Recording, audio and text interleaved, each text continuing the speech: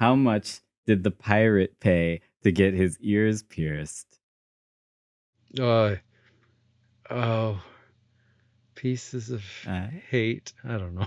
Close. No, no, no. It's cheaper than that. The dude paid $1 an ear. Whoa. Wow, he paid $1 an I ear. I don't know if that is cheaper, but Well, I mean, it depends how much the Buccaneer charged him, right? Like, well, probably didn't charge him anything. He just poked him in with his sword yeah, well, I mean, we or learned his from hook. Hook. They just do it with Yeah, like a very blunt hook. very very blunt hook, like a rounded hook.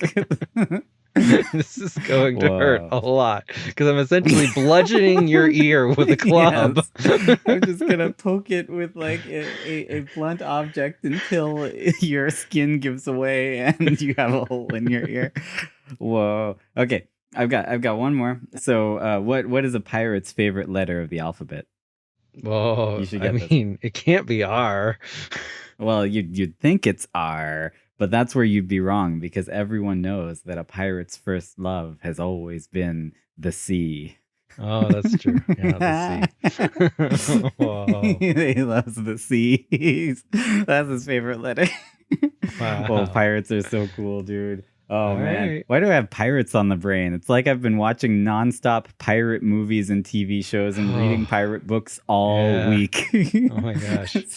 Oh man, what are we doing? Why are we talking about Well, pirates? Why do I have pirate jokes on the mind? hello and welcome to The Popcorn Isn't Real. I'm Leif Eric. I'm here with my co-host Torvald.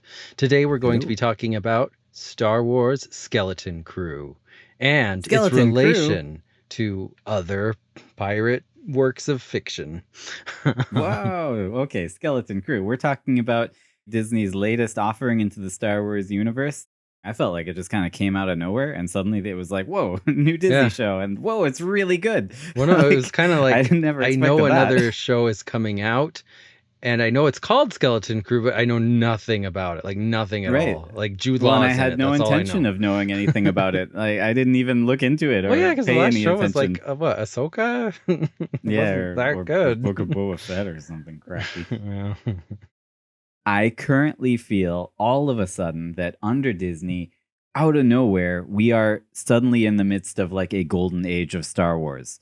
Like between Skeleton Crew coming out and being the bomb, just being Yeah. awesome and fun, and Star Wars Outlaws coming out and being like the Oh, greatest man, game ever made, dude. just open world Star Wars. And you're Yeah. just like a smuggler girl. This is awesome. Like, Yeah. I mean, those two things alone are everything I've wanted from Star Wars since I was old enough to talk. Like Yeah. a game where Seriously. you can just be in the Star Wars universe and a TV During the show right about time kids in period. the Star Wars universe. Like, oh my goodness. Like, that's so good. And it's crazy that all that suddenly, after years and years of neglect, of absolute torture by the Disney Corporation, Mm-hmm. like the Book of Boba Fett, awful. Season 3 of Mandalorian, awful. Ugh. Ahsoka, probably awful. I didn't Yeah. even see it. I mean, Not like great. most of this stuff was just like a slog.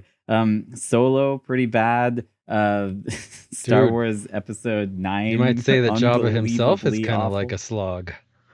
Wow, yeah, dude. I think you mean slug. But Oh, what? Wow, dang it. oh, you're right. He is kind of like a slog in that if you change one And that letter, he's actually like a slug.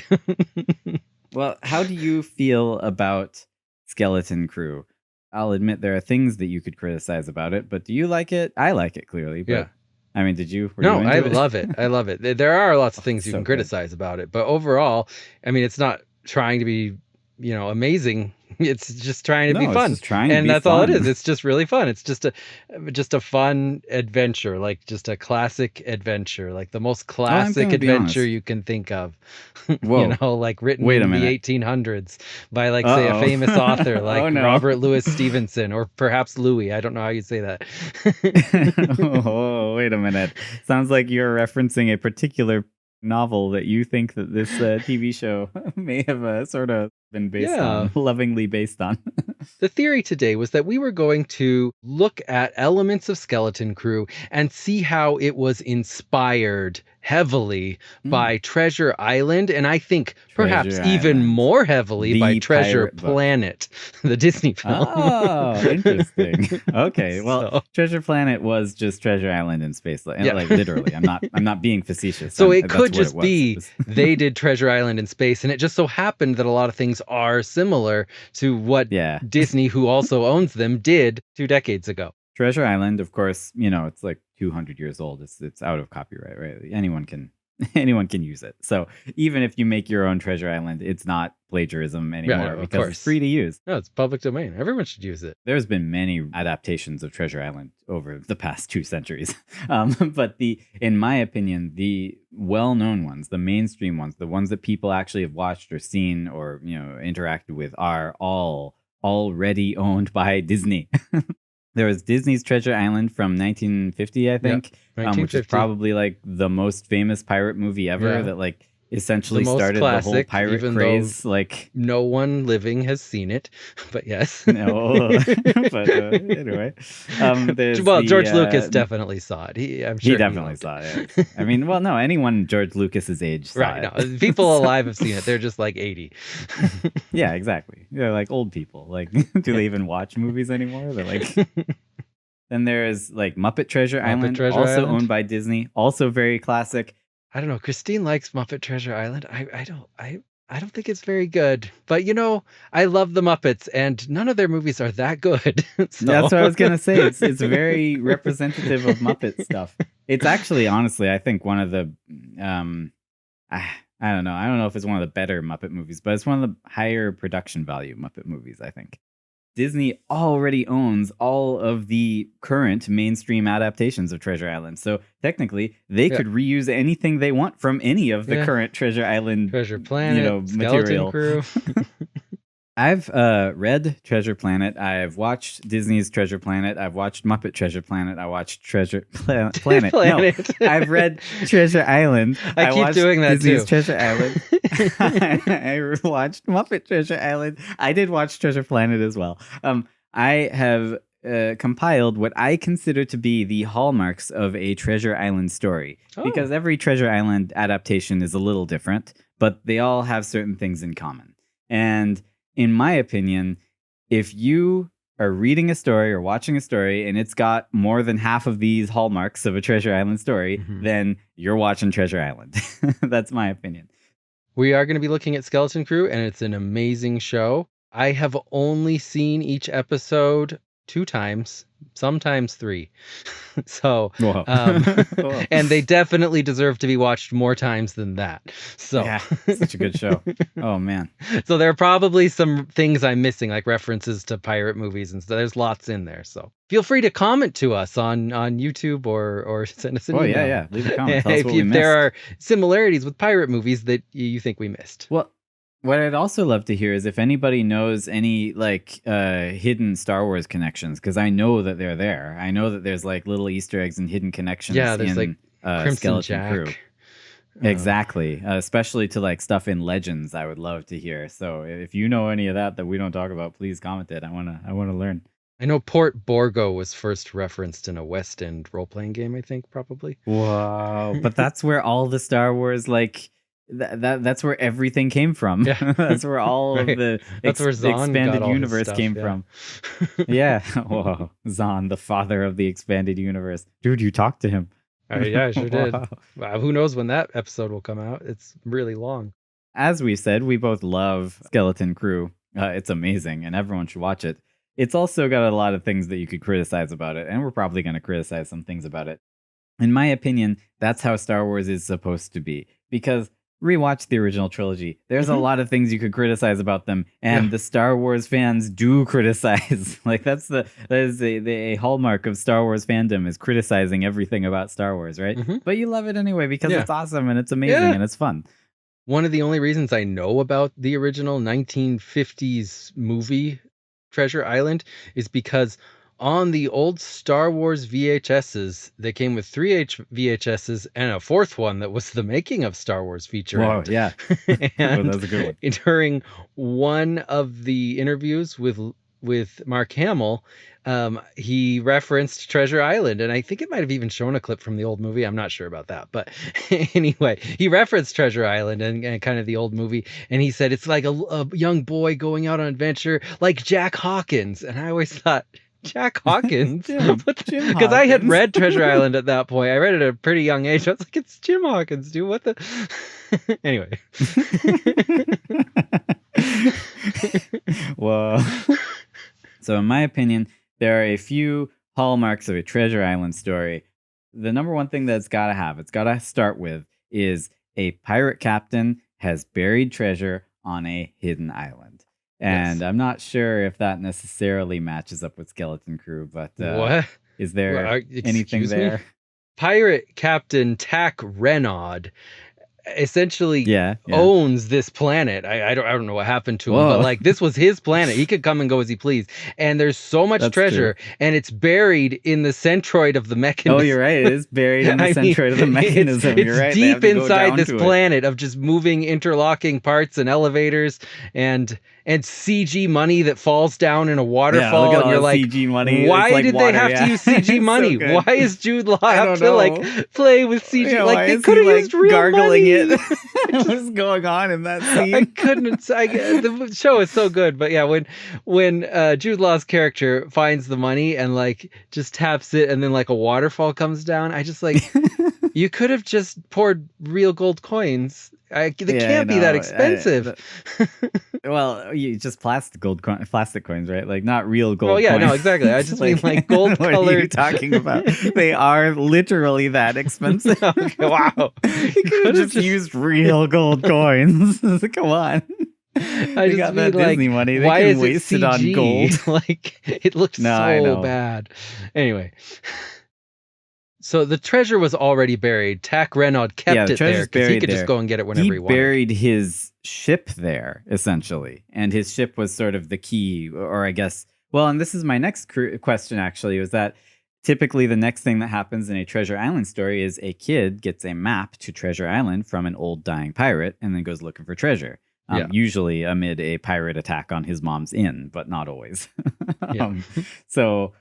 I guess what you're sort of gonna map that to is the ship that got left on At Attin, because the ship kind of is. It's not the map, but it's what gives you access to At Attin, right? So it's sort of the map. Well, the ship contains the map more or less. It contains SM-33.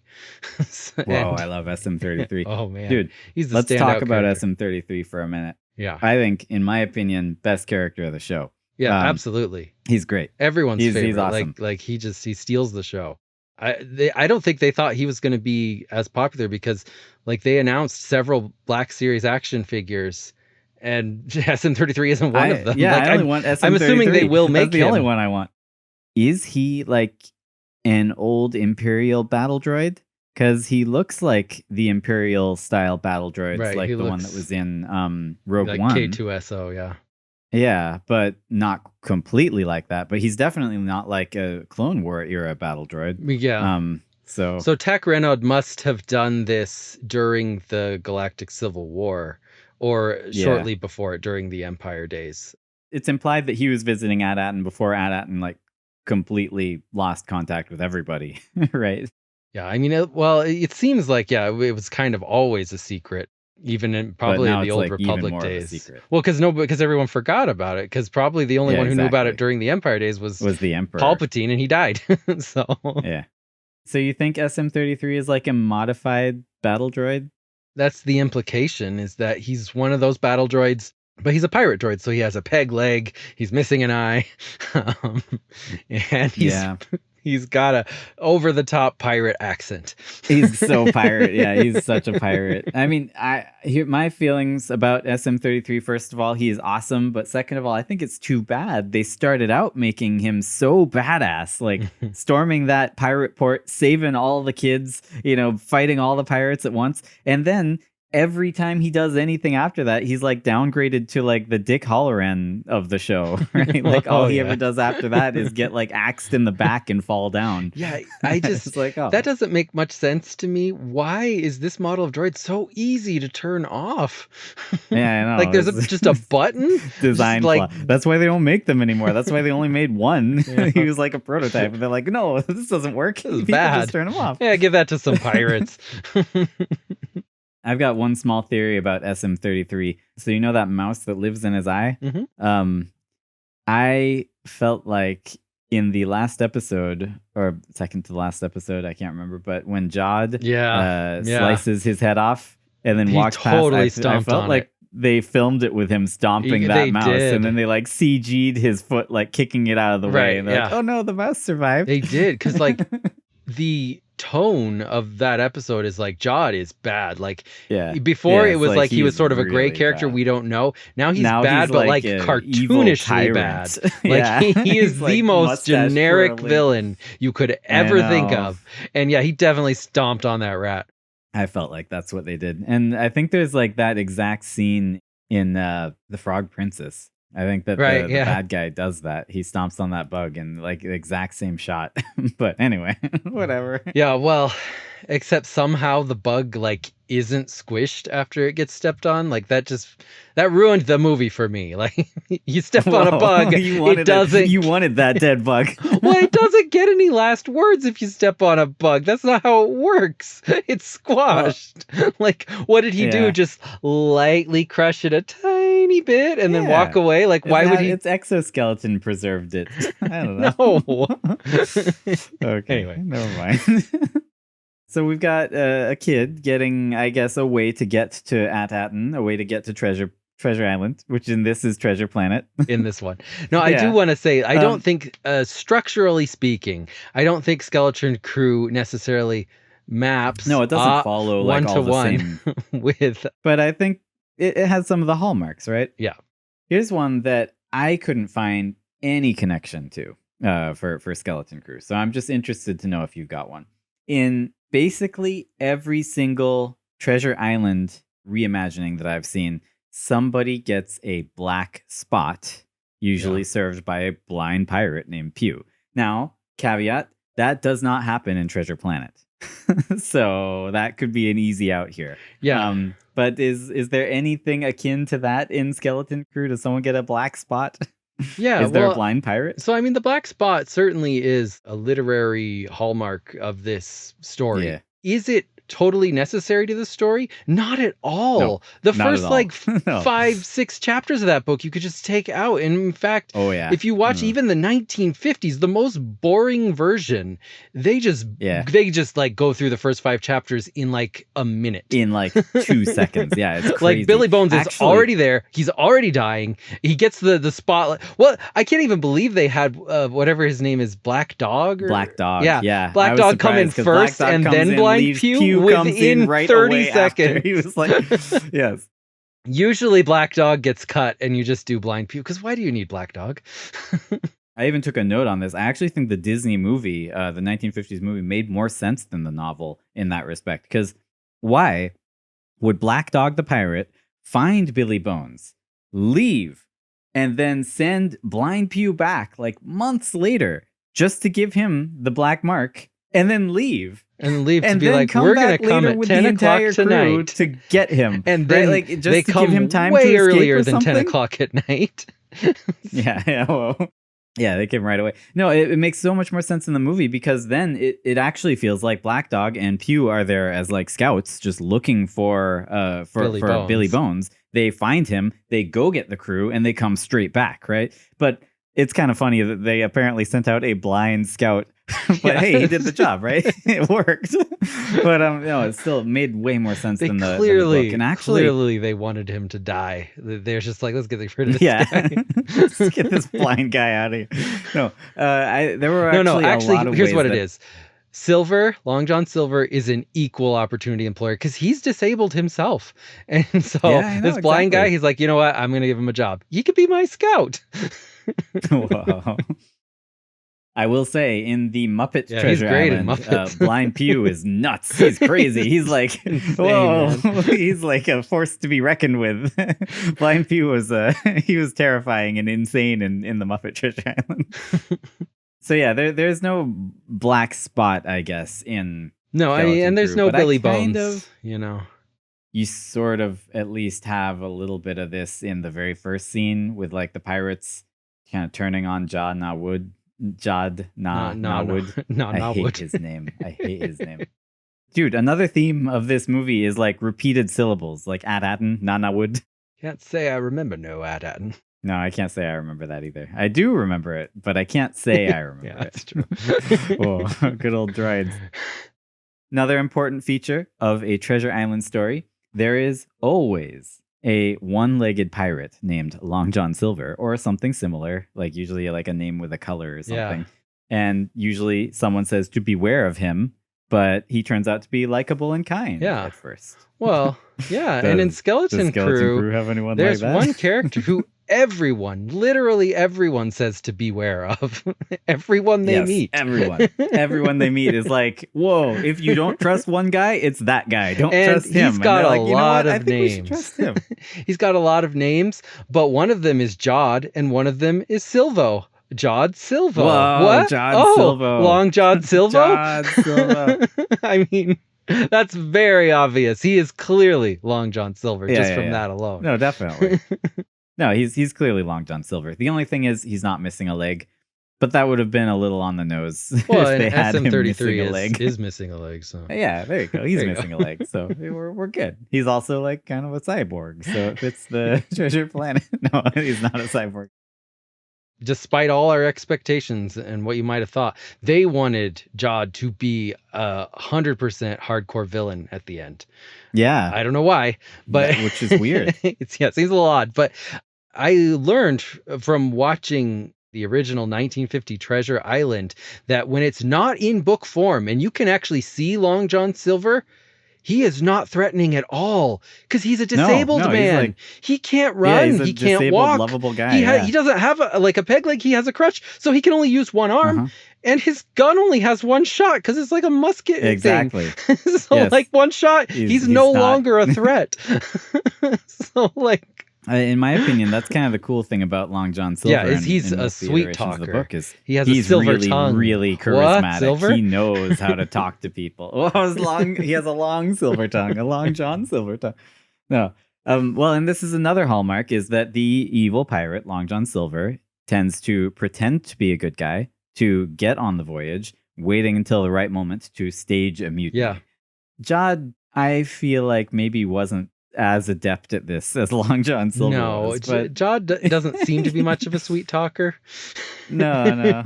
But he is nice to the kids, at least for some episodes. Some people have said that in the opening scene where Captain Silvo and his crew bust in and steal the New Republic, whatever it was. First of all, that's a great scene, and it's an amazing like reference to the Tantive 4 when Vader invades in A New Hope.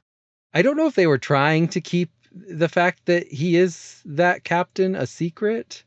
I don't know. I wasn't sure because like obviously it's Jude Law. Like the moment he speaks, you're like, oh, that's Jude Law.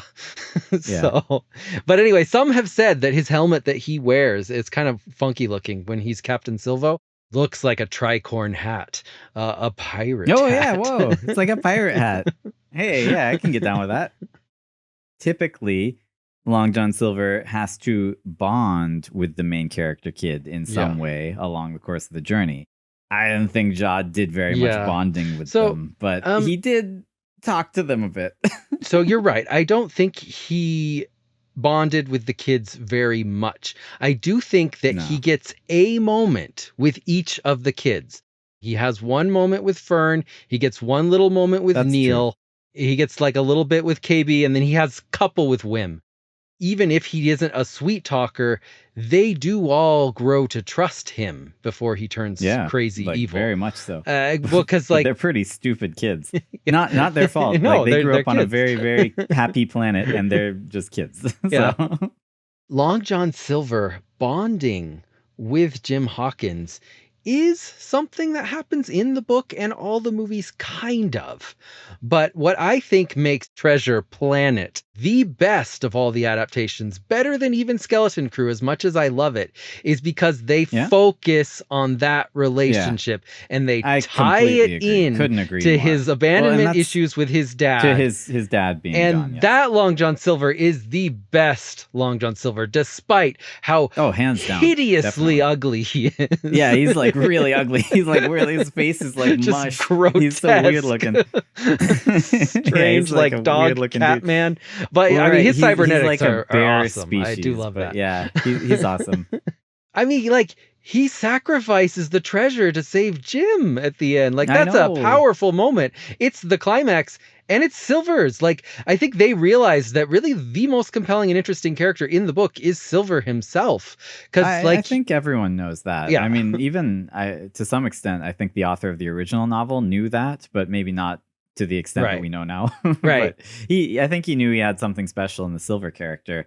In most other adaptations of Treasure Island, Long John Silver is still an interesting character, but he is played much more as a villain. Oh, definitely. You feel like he probably only bonded with Jim maybe to manipulate him. Like maybe there's a little bit of feeling there because he does save him. To me, that's what makes Treasure Island as a story an amazing story. Yeah. Because Jim, the main character, loves Captain Silver, right? He loves Long John Silver. He's like really, really best friends with him. They've bonded together in a way where it's like a father-son kind of relationship. And yet Long John Silver is the bad guy. He's the main antagonist. Yeah. And that's what makes it such a cool, so much interesting more story. Interesting. And then the best part is, in the good adaptations, Long John Silver also loves Jim. Like he also really cares for Jim, and that makes his position as the bad guy, even in his own eyes, kind of precarious, and he has to work his way through it. And like you said, they really embrace that in Treasure Planet more than in any other adaptation. Which is why it's the best. In Treasure Planet, he's got abandonment issues because his dad left. In every other adaptation, his dad's just dead. He just died. Well, I know. And it's so weird in the book. His dad dies in like a line in the middle of a massive paragraph.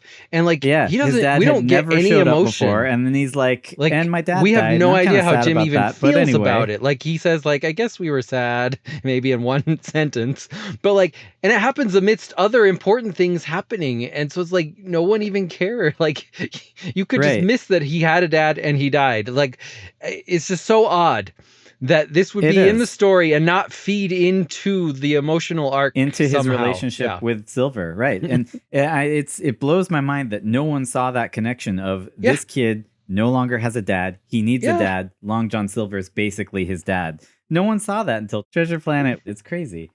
But I do actually have to give props to the 1950s Treasure Island movie.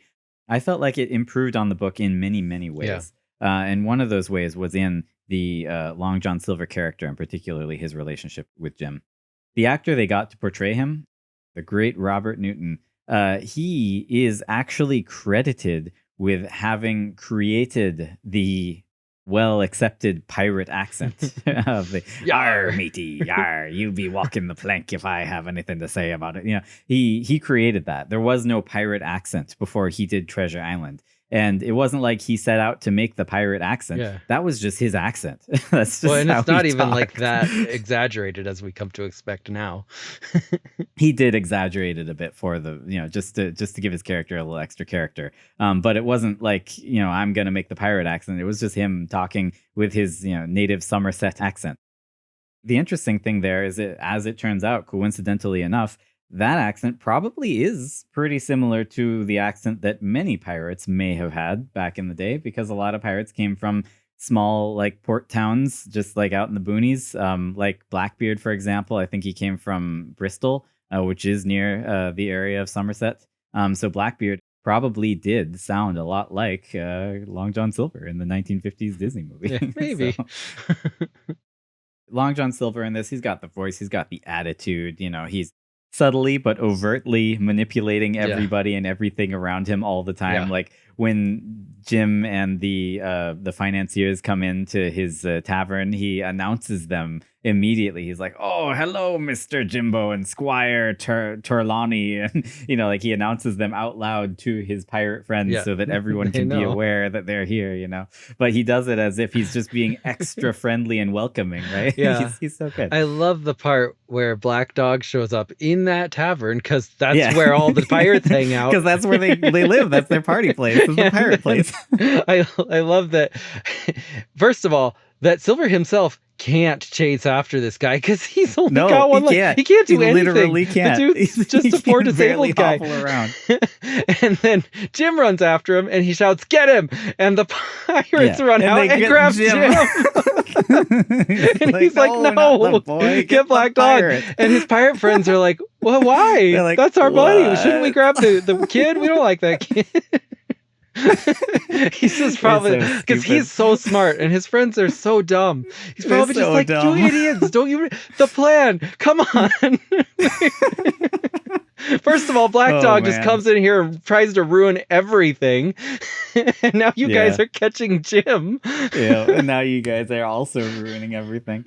No, Silver's a really cool character and he really holds up. Even in modern stuff, you introduce a Long John Silver type of character to any story and he's going to be a lot of fun. Like he's just a very strong character, basically working off of his charisma instead of off of his, physical abilities. And being a bad guy will pretend to be a good guy. But what I think makes him work best is that you know he's evil, right? Yeah. You know he's the bad guy from the instant he shows up in the book. That's one of the first things about the one-legged man. Yeah, one of the most famous quotes from Treasure Island is look out for the one-legged man. Yes, and even then, knowing that he's evil, he still wins you over. He's so great and charismatic and just an awesome, fun, timeless character. And, he's just such a lovable lowlife, I don't know, charismatic scoundrel. So I read this book when I was very young. I read it was an abridged version, but it had all the same plot points because there's so much in this book that you don't need. Probably the best version of the book. Yeah, you made a good choice there. I don't see how anyone ever got through this movie or book rooting for the other guys. For Jim? Well, I mean, Jim is fine. He's a kid, but Jim's okay. You root for Silver. He's so smart and charming. Yeah. Who roots for Captain Smollett so hard at it. And Trelawney and the Doctor? They're all so unlikable and mean. They're just boring. They're just guys. They're just stuck up British dudes. Exactly. Yeah. I don't know.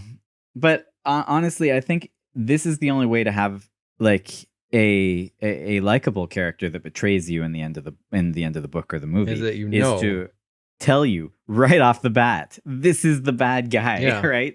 If you tell the audience you don't like this guy and then proceed to have him be the most likable guy ever, then you don't feel as bad when he turns evil at the end because we're still rooting for him anyway. We're like, hey, screw you. You don't want us to like this guy? We like him, right? That's how you feel. And I felt like Jad Na Wood didn't quite capture that in a few ways. I feel like, he comes a little short as a Long John Silver character, but to their credit, literally everyone they meet do say this man is going to betray you. Yeah, no, they do. They're not subtle about it. And he is charismatic and likable because he's freaking Jude Law, and Jude Law. Right. I do think that actual Long John Silver, when he went to the hotel planet, could have gotten their room upgrade without a bribe. Just by talking to the person. I know. And same with I felt like they played him as too inept in the Skeleton Crew. I think. He just gives their money. That's all he ever does is bribe people. Yeah. Even with the Eopes on the At Attin planet, he acts like, "Oh, I just talked to them and got your Eopes back," which is a really weird scene. Actually, that whole thing is kind of odd. It is. It's so weird that it doesn't show what happened, but apparently he bribed them. I guess I don't know. It never showed. In the 1950s movie, there's a lot more bonding between Long John Silver and Jim. And right after that scene with Black Dog that you were describing, when he goes into the tavern and they chase him out, Long John Silver shows a lot of care to Jim. He's like, "Oh, you come with me. If there's going to be pirates around, then you best be knowing how to protect yourself." Have this gun. And he gives him a freaking gun. He's like, "Take my gun and have it on you all the time." It's like a silver engraved gun, and he just gives it to Jim. Nice gun. And I'm like, this is cool. First of all, Yeah, it a paints kid in him as that like a little more time period piratey, would where be the like, first thing he thinks "Yeah, of man." is have a gun. And also, it shows that he cares about Jim, and it shows that Jim has reason to like really truly believe that Silver cares about him, right? Like, Long John Silver just gave him a freaking pistol. But then I loved that in the end of the movie, and completely added, like this wasn't in the book. In the end of the movie, he pulls that gun off of Jim and uses it to escape. Like he planted that gun there at the beginning of the movie so that he could use it at the end to get away with the treasure. And I was like, oh my gosh, he's so smart. He's like 20 steps ahead of everyone, even the viewers. Well, that's why on the ship when they're like, no guns, and they confiscate everyone's guns, he's like, now, Jim, you best keep that hidden away. I wouldn't want anyone thinking like, I gave you a gun. Don't tell anyone. Like, I might no need to one pull knows. that out and threaten someone. He's so smart. He's like the Boba Fett of Treasure Island. Seriously, He's man. always putting He's random like 5 steps ahead of everyone. Planting random bombs. This is only for our listeners, only the Boba Fett from the non-canon Bounty Hunter Wars. Oh yeah, from Legends. Yeah. No, the canon Boba Fett, the Book of Boba Fett, he's like 20,000 steps behind everyone all the time. He's like constantly falling and tripping, a severe blow to the head, and running backwards. No, another cool interaction I felt like that they added to that movie, which was not in the book, was Long John Silver he convinced Jim to secretly go and get rum that he could use for cooking. Yeah. And then he used that rum to get Arrow really drunk and kill Arrow. I thought that was so cool too, because first of all, it's bonding them together with like a little sneaky plan. It's completely, innocent on the surface. Yeah. But he's actually using it to commit freaking murder and implicating Jim in it. And I'm like, oh my goodness, like Silver, you're a crafty devil. It's like, yeah, it's beautiful too, because how it shows how different he is from his dumb pirate friends. Because like what's his name? They're just like, let's kill Mr. him. Mary kill him. is just like, I want to stab him, just like cartoonishly going after him with a big knife. And he's like, dude, I killed him by just putting a drink near him. I didn't even tell him to putting it near him. Arrow's like a total loser in the books and movies, but in Treasure Planet, Arrow's like tip top. Like he's like on the ball. I will admit, in Treasure Planet, I don't like Mr. Arrow. I think he's a good guy. I just, for something about him rubs me the wrong way. Like his character design. He's like the way he rock. Well, first of all, I know it's his job to defend the captain, but the way he yells at Delbert and he's Jim. He's like a white knight. That's why I don't like him. He's like, I would have no harsh words about my captain.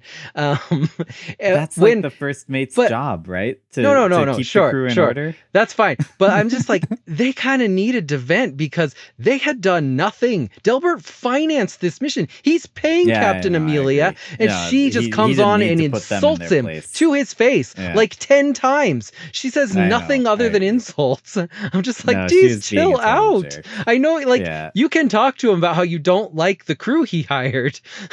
But anyway, one other reason that Jod Silvo from Skeleton Crew is like Long John Silver is the very first thing that Long John Silver generally does for Jim is he cooks him a meal.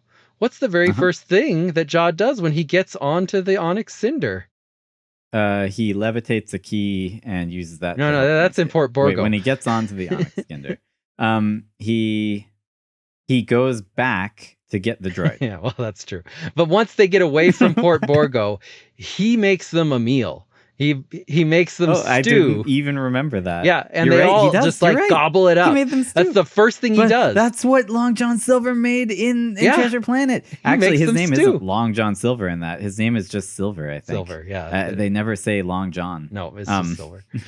No, yeah. But no, yeah, you're right. And so, like, I just feel like that's 100% intentional. Like, they're like, oh, he's Jod Silvo, and he's a cook. He feeds the kids. Well, yeah, definitely. No, I didn't even catch that one. That's really good. Yeah, why else would they have had him make food for them?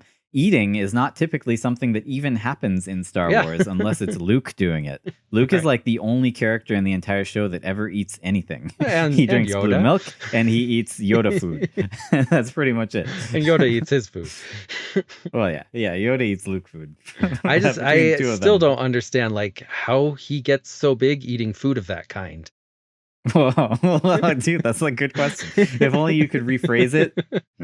See, now, what if that character, instead of like a tiny green mottled guy, was actually like a big pink pig that had gotten marooned on the island, but same voice? I thought it was interesting that they imply is not the right word. What's stronger than imply? Say? They assert. Yes. They basically say that Long John Silver, the man, Tim Curry, was like banging Miss Piggy In the which is in the Muppet version. I didn't know that Muppets could have intercourse with humans or necessarily with each other. No, But they anyway. definitely seem to be able to do something. I don't know. Oh, Kermie, how you get so big eating food of this kind? Oh, that's pretty good, dude. Wow. Dude, oh, I mean, he can't help it. There also always has to be a mutiny where Long John Silver shows his true colors and kind of takes over the boat, and the good guys are forced to run away. And that definitely happens in Yeah. Skeleton Crew. Like several times. What did you think of? Well, the one I'm thinking of is where they actually find the treasure map in the resort planet. How did you feel about that episode? And were there other instances of this that you Dude, thought? I liked that episode. I watched it with you. I loved that episode. That was like my favorite episode. I should have clicked the next episode button. I can't believe because there was no next episode at that point, and the next episode button showed up. It showed up. Maybe we could have seen it beforehand. But I wasn't thinking, and I was like, "No, I'm watching," because it happened like way before the end of the like. It was at the climax where he's still betraying them, and the next episode button popped up, and I was just annoyed because I wasn't thinking. I was just well, no, I want to watch. I don't know. No, get out of the way. That. I was like, wait, what would it have done? If only you'd clicked it. We could have seen the lackluster next episode before it aired. Well, I actually thought the one after that was interesting. It was a little odd, but I definitely want to talk about that. But first, so his betrayal of them when he says, I'm the captain now.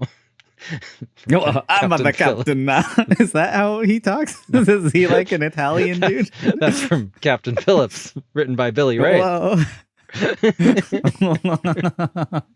Dude, I don't think he said it with an Italian accent either, but no, I'm the captain now. It's me, a captain.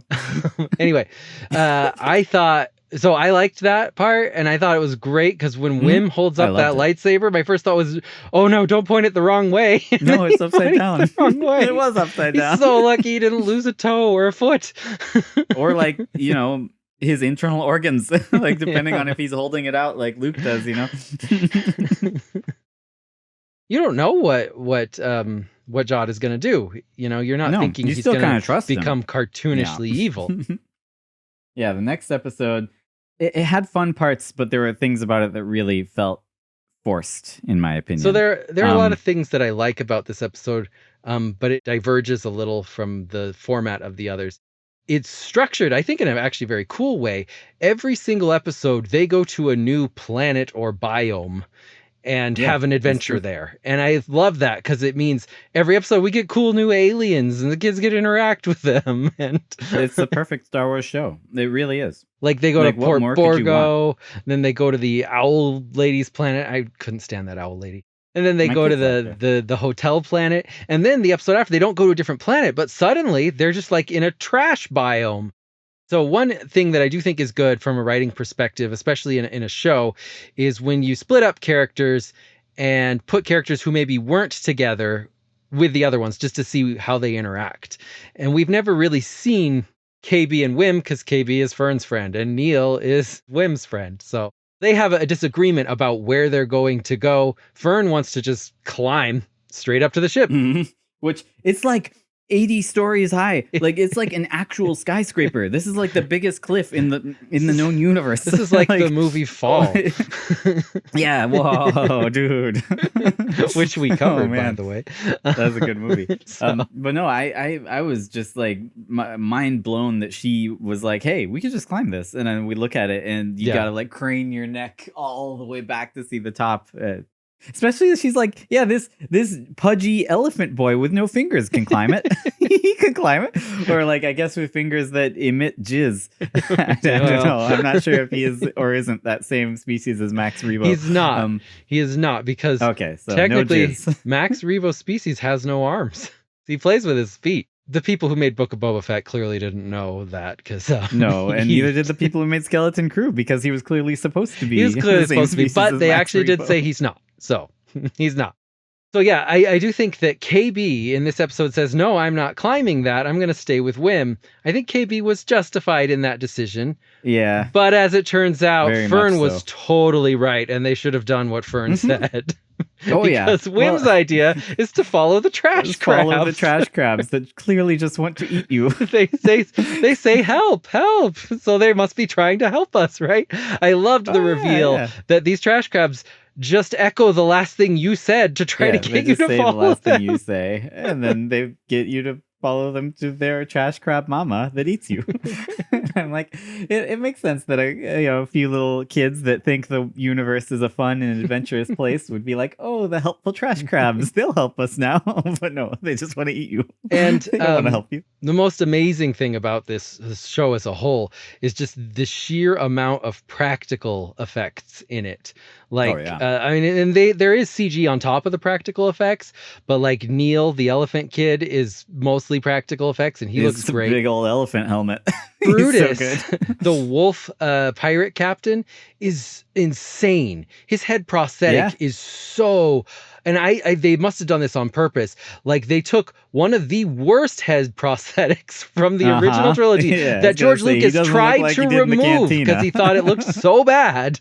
And they spent way more time on it than the world's greatest prosthetic any other mask Star Wars has ever done. And like, it has muscles in it. He can open and close his mouth. His eyes glow, which... He's so cool. Shustavenan's eyes don't glow. Defil's eyes do. They do now. Yeah. And the insane thing, the trash crab mama is stop motion. Like, she's matted like I thought she was like CG. Yeah, no, I thought she was CG too. She moves so smoothly. No, she was entirely stop. I mean, they probably use CG on top of her to like smooth things out, but like she's stop motion. Like, you can see videos of them making it, and it's crazy. Shout out to the art department. I love the trash crabs even more now. And I already love them. Now they're even better. Now, you had asked me, who do you think KB is going to choose?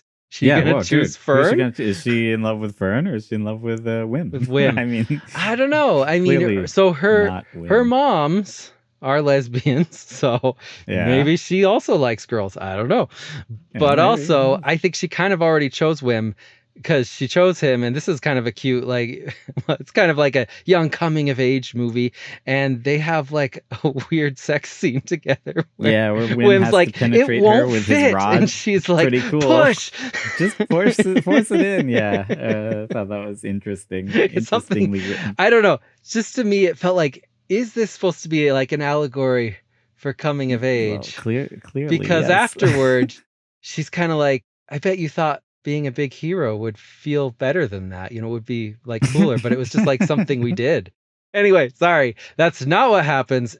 KV is a cyborg, and she needs to replace one of the rods in her head, and she helps him. Well, it's a fuse. And I actually loved this because as it was happening, I was explaining it to my kids, and I was like, fuses are a real thing. They're usually just copper, and they would actually be like a little wire that's supposed to break, but they took these extra wires and they took the copper out of them because wires have copper. And then she made a mold in the sand that they could then molten the copper and pour it into the mold. She made the mold out of the old fuse, so it would be the right size. They pulled it out of the sand. They inserted it into her head. She got a new fuse. And I was like, that's so cool. Like they took Star Wars tech and they just applied human real life tech onto it. I was like, that's fun. Now, the only thing was when that kid pulls the copper, the new fuse out of the sand, my kids were like, wouldn't that burn his hands? And I was like, yes, very much so. He did not wait for it to cool down. It was still molten. He's just like, whoop. But other than that, it was a cool scene.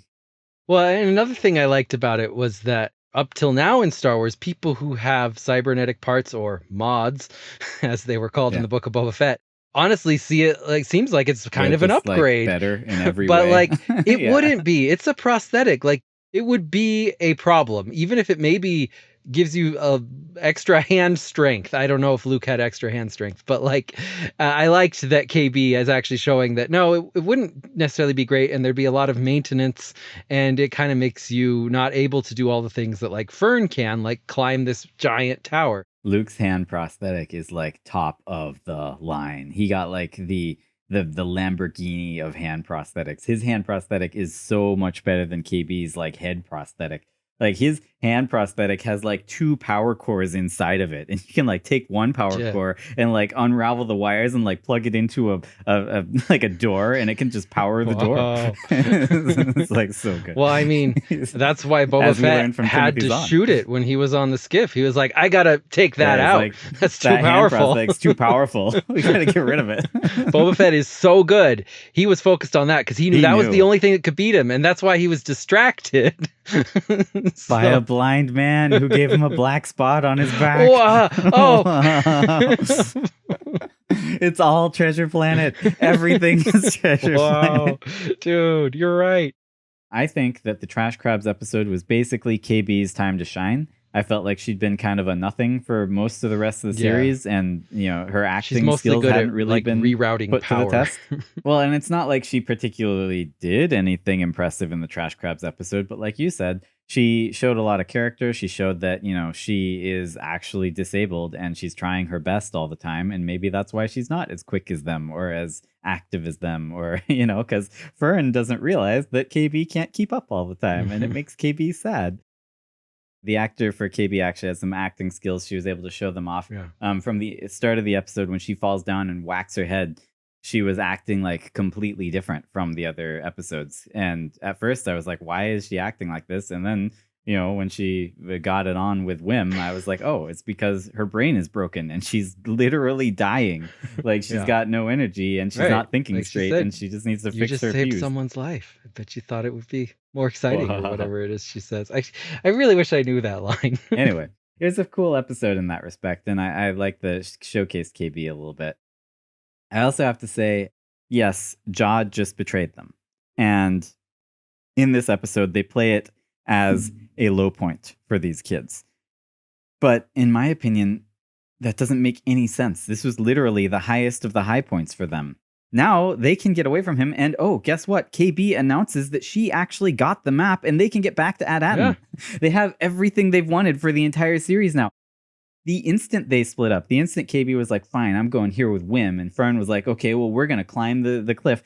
My 7-year-old kid was like, Fern can't split up with them. Only KB knows the way back to At Attin, which is literally what they've been trying to get the entire show, and now they have it. If they split up, they can't get back. And I was like, yes, sometimes if my 7-year-old child understands that, the writers of this show should have gotten it. Sometimes when kids are mad and emotions are high, they don't necessarily think about all that.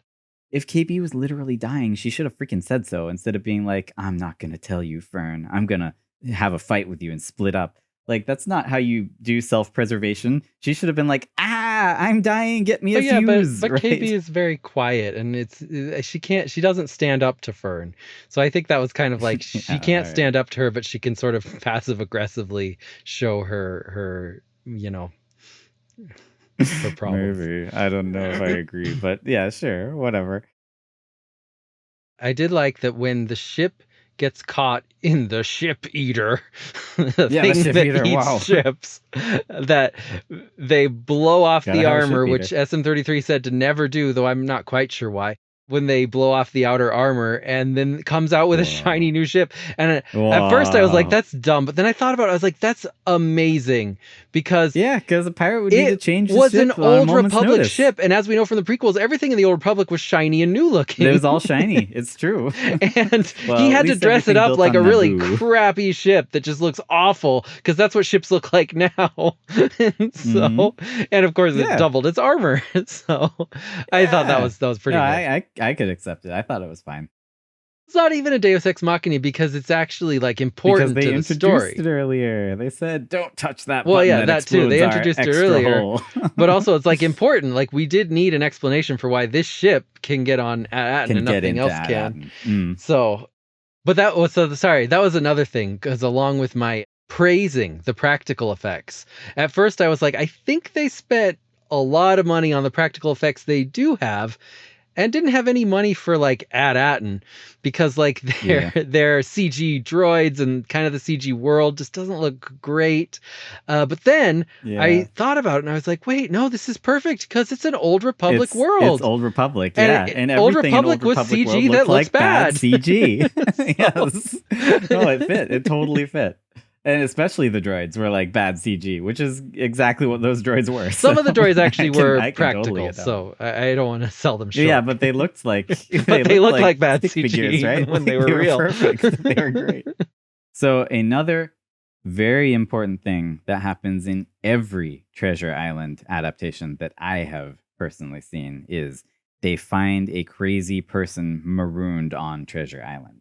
And this is another thing that I didn't really see in Skeleton Crew, but I was wondering if you have something that could maybe fit the bill here. I do think that SM33 is the one who fits the bill here. And there are several reasons for why he's actually the one who really fits. He is definitely crazy.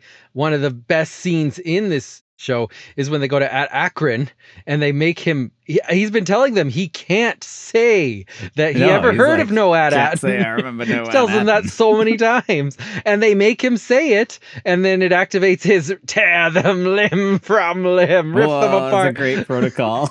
I love the way it's shot, like the horror camera that they do on him. It's amazing. They do the Dutch angle and everything. It's so good. But it's really good. He is clearly insane, and he's also the one who knows about At Attin, which is kind of the whole thing that like Ben Gunn, who's the crazy person on the island, is he's the one who knows where the treasure actually is. Most importantly, he was literally marooned on At Attin. He was stuck in that ship all alone for who knows how long after his captain died, right?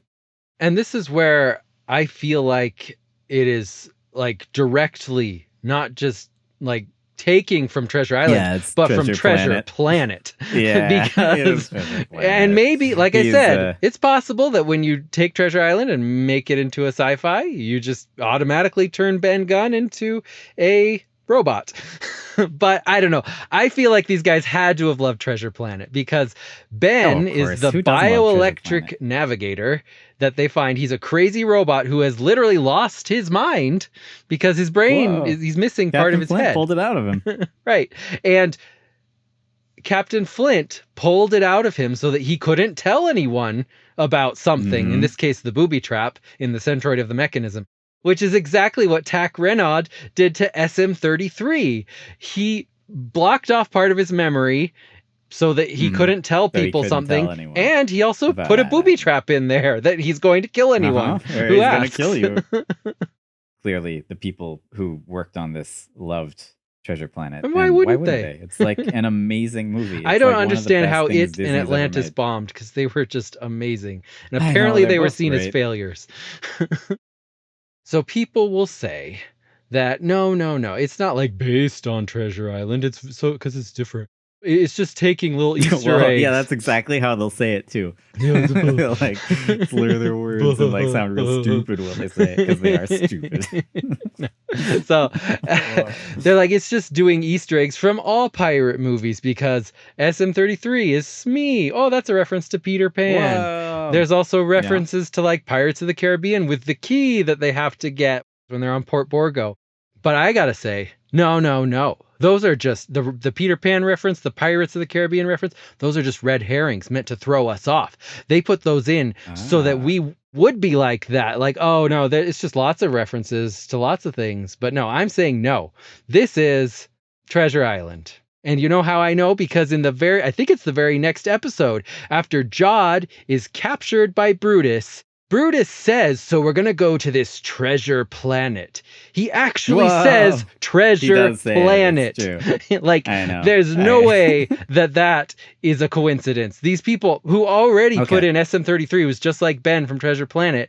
They say the phrase treasure planet. Like, they know what they're doing. Every Treasure Island adaptation has a scene where the pirates turn on Long John Silver, but he talks his way out of it using only his words, and not only convinces them not to kill him, but also regains control of the pirates.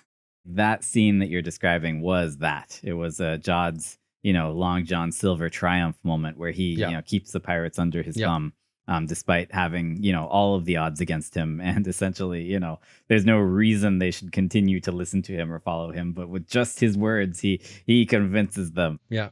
He also does regain control of the pirates by killing Brutus, which was too bad because Brutus was great and I wanted to see more of him, and he never did anything.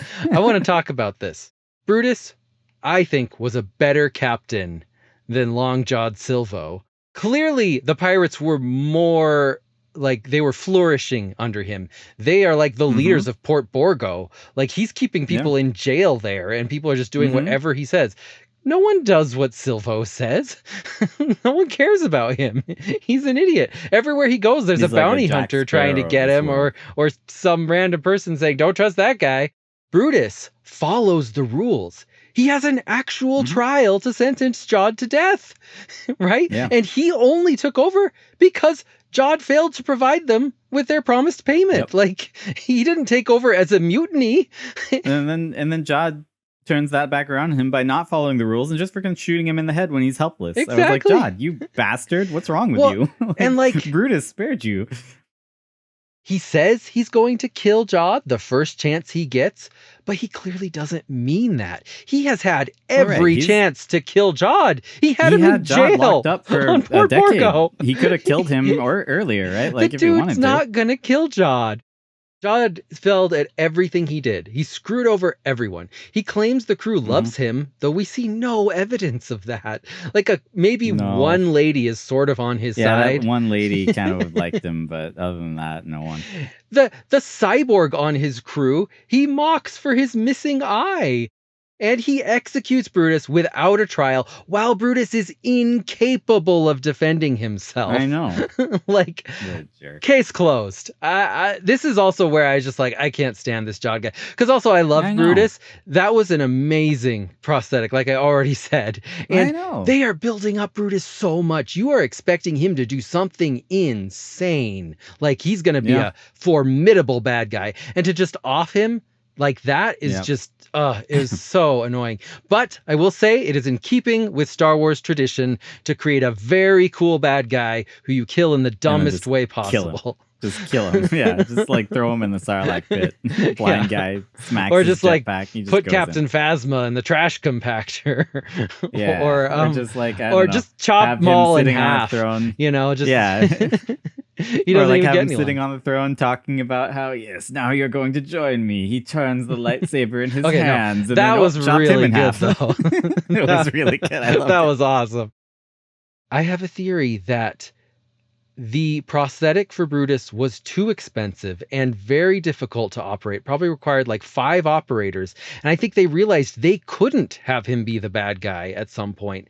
They were like, we can't do much with Brutus. Because if you notice, he's not in very many scenes. He shows up and has he's seconds of screen time. That alone makes him like the Darth Vader of this show, right? Like he shows up, he's super menacing, and then then he's gone for episodes on end, and we're like, whoa, where's that Brutus guy? And I think it's I think it's sort of like a situation of the Jaws show the shark less, and it made the shark scarier.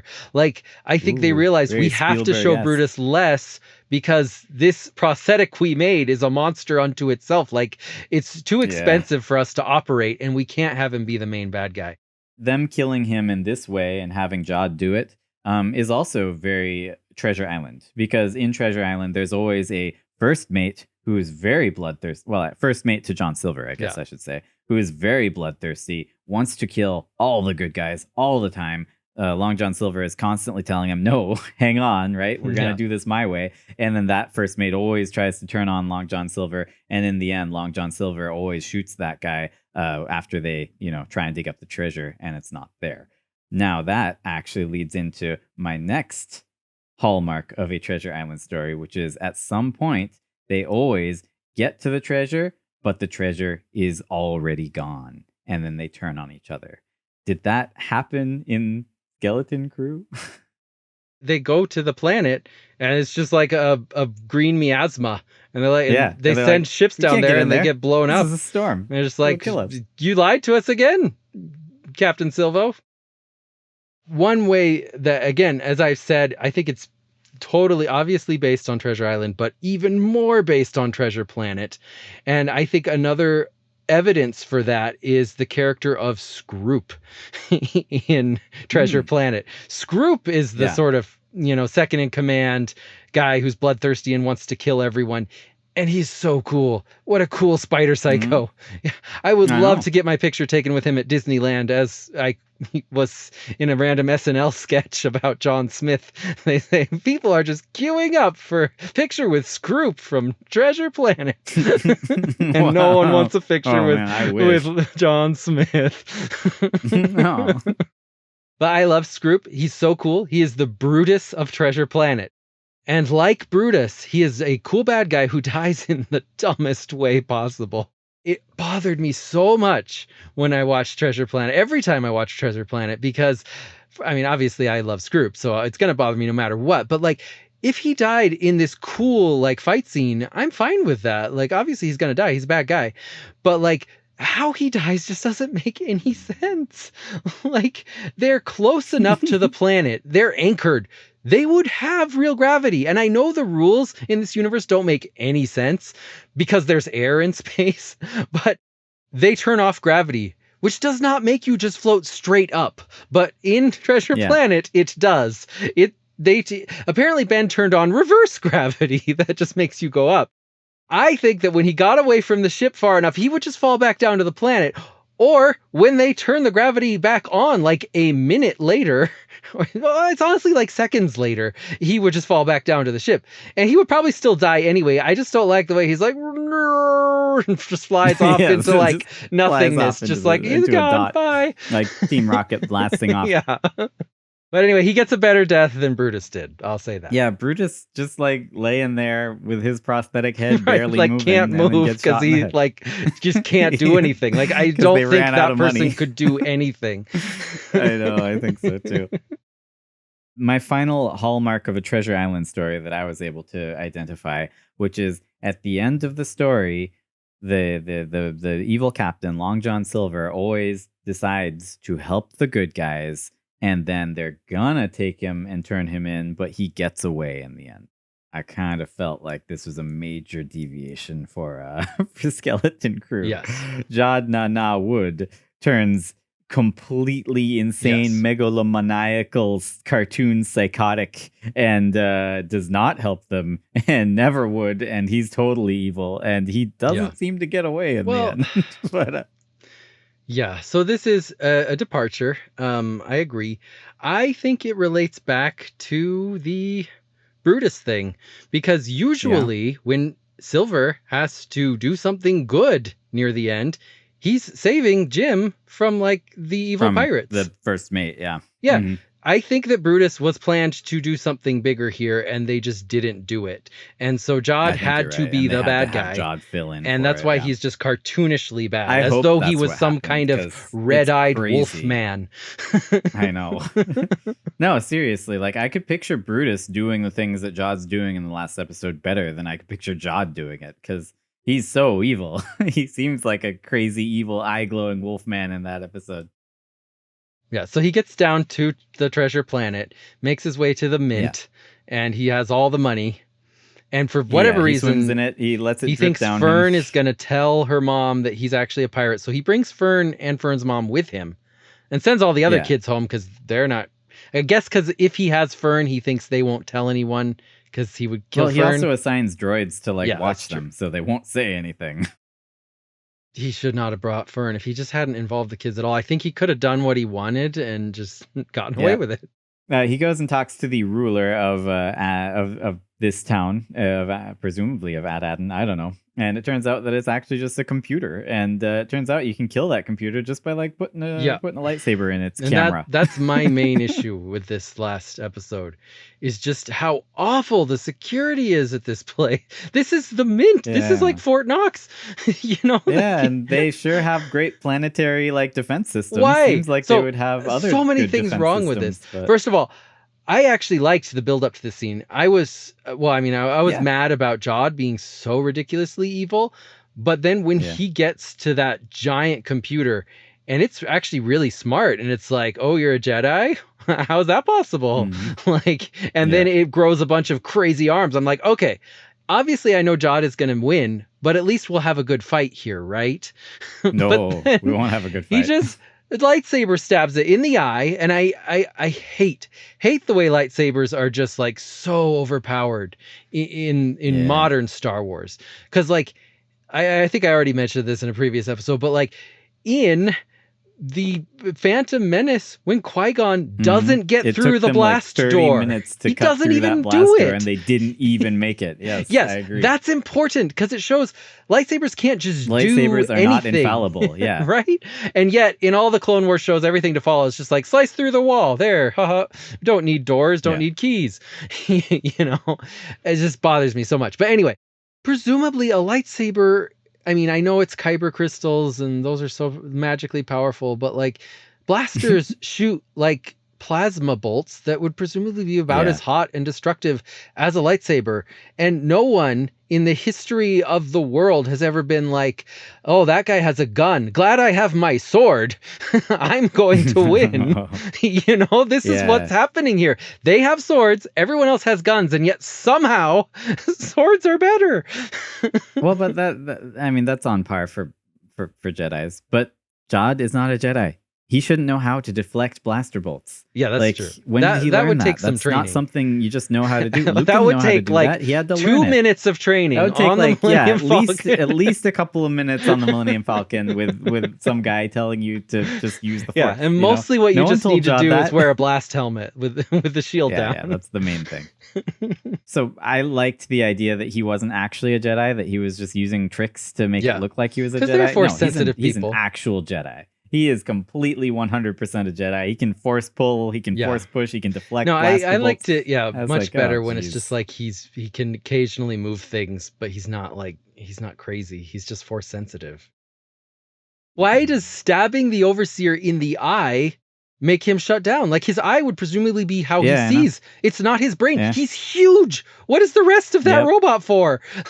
Like, just sitting there looking good. I don't know. Stabbing him in the eye not only shuts him down, but literally shuts the entire planet down.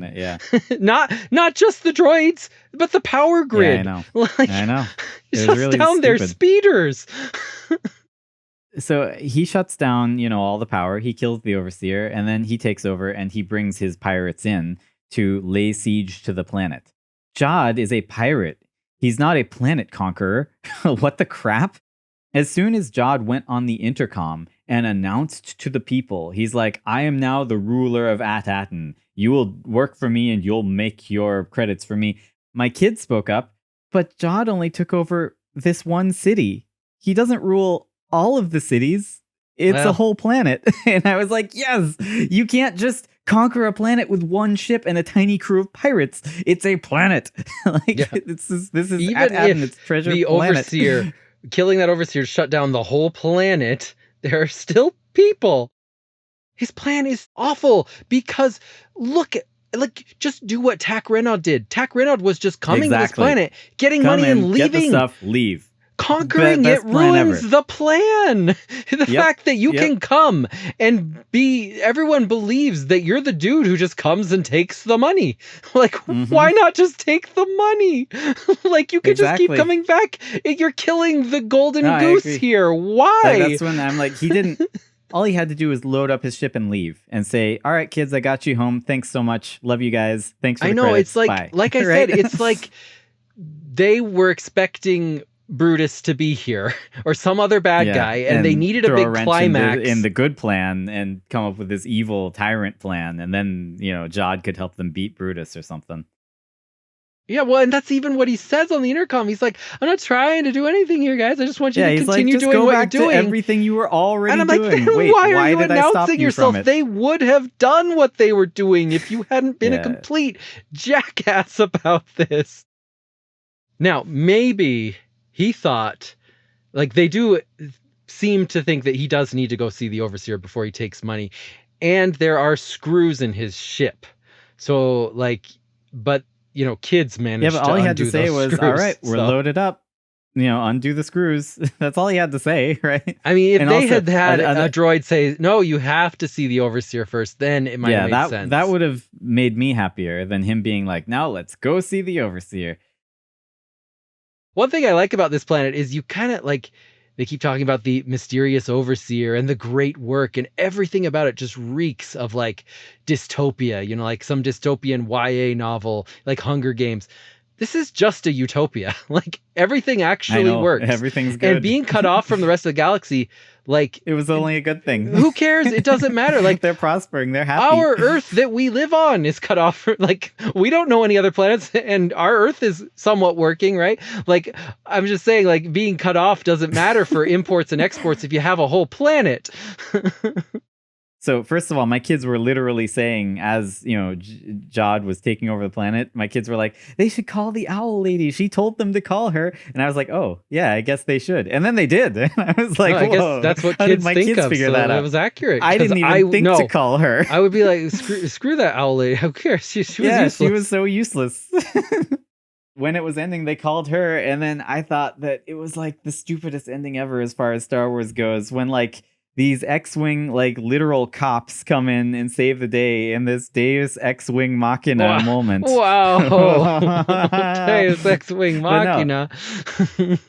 They win too easily as well. And I mean, look, it's fine. Like, it's kind of fan service. Like, oh, X-Wings and B-Wings. Well, it's kind of cool, I guess. I really don't want to sound too down on it because I love this show. And I even liked the end. Like, it was fun. I'm complaining for complaining's sake. Yeah. I'm nitpicking. I also I was annoyed with the part where KB is flying the ship and Jod is like, you've sent her to her death as she's flying down.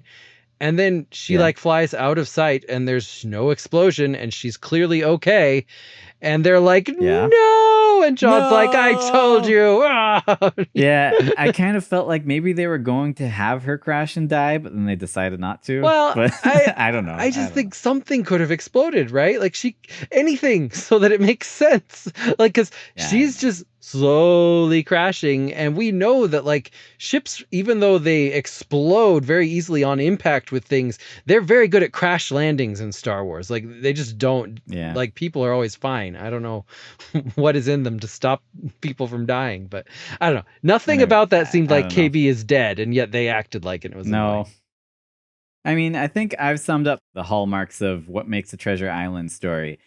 I think Skeleton Crew may not hit all of them 100%, but it definitely hits almost all of them. I mean, and even the ones that it doesn't hit, it's still got elements of the story that match them. So in my mind, it's pretty cut and dry. Skeleton Crew definitely pulled inspiration from Treasure Island and Treasure Planet. Yep. Very much. More importantly, Treasure Planet. And I'd like to talk a little bit about some of the inspiration that I think it clearly pulled. So Skeleton Crew starts with one of the early, it might be the first scene, but whatever. One of the early scenes is Wim reading a hologram book. Whoa, on his data pad. Like Jim. How does Treasure Planet start? Jim. Oh my gosh, that's why they named him Wim. He is Wim. Oh man. Oh my gosh. He is Jim. He's Jim. Oh, goodness. Wim. We don't know his last name. It's like Wim Hawkins. I don't know. Whoa, Wim Hawkins. That's amazing. Oh man. He talks in like ooh language. He's like, where's the treasure? Mr. Long John Silver. Whoa. Tiny Tim. Great. No, I can't believe I didn't catch on to that. He's clearly Jim. Yeah. The whole show, I was wondering, why would they name him Wim? Is it because it sounds like Wimp? Wimp. Because he's such a friggin' but wimp. No, that's the only reason they would name him that. Right. Because it's Jim. Well, yeah, because it's just easy. It's like John, Jod, Silver, Silvo. Yeah. Wim, Jim. Yeah, I mean, oh man. Yeah, this is great evidence. We should have put that at like the beginning. Yeah. Oh, good gosh. Yeah, you should have said that when I said, hey, there has to be a kid named Jim. Yeah. There's a kid named Wim. So, oh, man. Jim reads a hologram book at the beginning of Treasure Planet, and Wim does too. I mean, it's like a data pad, and it kind of moves over. Oh, dude. So that reminds me.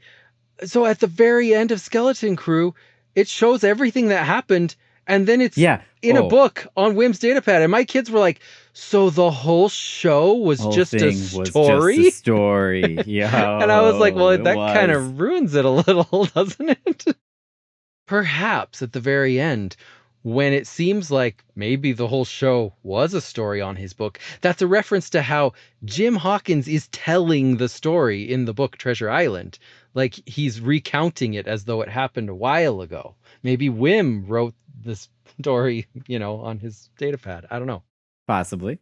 So for anyone who does not know, if you got Disney Plus, you go into Skeleton Crew, you go into the bonus section, there is like an entire music video that they made for this TV show. You can just Bunky search Dunko. Bunky Dunko on YouTube because they released it as an official lyric video, and like it's good. Well, they took Peter Schilling's Major Tom from 1983, sure, yes. and they just replaced all the words with gobbledygook with fake words. They say it's money Huttese, but they just made up random all the words words with nonsense. It's Huttese. Yes. It's about So it's like At Attin, Bunky Dunko. It's so good. Man, what a Bunky great Dunko song. means home. Yes. So it is the definitive version of Major Tom. I will never listen to Major Tom again. I'm only listening to Bunky Dunko now. I don't think I ever Bunky listened Dunko to man. it to begin with, but I certainly like it now. The last theory I have is something I think originated from you. And all I have written down is the note, add in, which is subliminal messaging. We're talking about Disney's new corporate strategy. The subliminal messaging they snuck into Skeleton Crew with the words At Attin is that with all streaming services, they're now trying to add ads in. They're adding ads in. They're add in. That's their new corporate and Skeleton strategy. Crew is supposed to make us feel okay with that because everybody wants to get to At Attin. Yeah, At Attin. It's Treasure Planet. You got to go there. Well, I mean, doesn't it make sense? Add in, you get money, right? Yeah. At Attin, get money. I mean, come on. To me, it makes perfect sense. It's not only subliminal messaging, it's like subliminally telling us their plan. It's like meta. Exactly. It's like MK Ultra. It's like I don't know. All right, so that's like a full-blown conspiracy theory. Well, what do you think? Do you think that Skeleton Crew was based on Treasure Island and Treasure Planet? Most definitely, yes. I mean, completely, 100%. I think it's proof enough just looking at the names of the character. Wim is Jim. John they didn't Silvo, even change it, John right? Silver, Wim Jim. Thank you so much for listening. Music for this episode was provided by Torvald. Yeah, dude, check out our ending theme song. Please rate, review, and subscribe. And you can subscribe to us on Patreon. Make sure you tell your friends. Remember, the popcorn isn't real.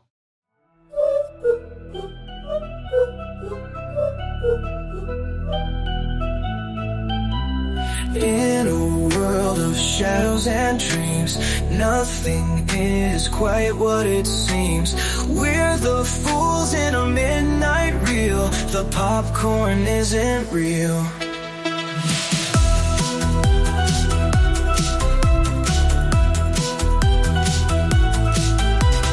Chasing clues through the silver screen, wishing for a tale that's unseen. Hold my hand through this hazy spiel. The popcorn isn't real. Behind the curtain, there's nothing to feel. The popcorn isn't real. Caught in a moment that will never heal. The popcorn isn't real.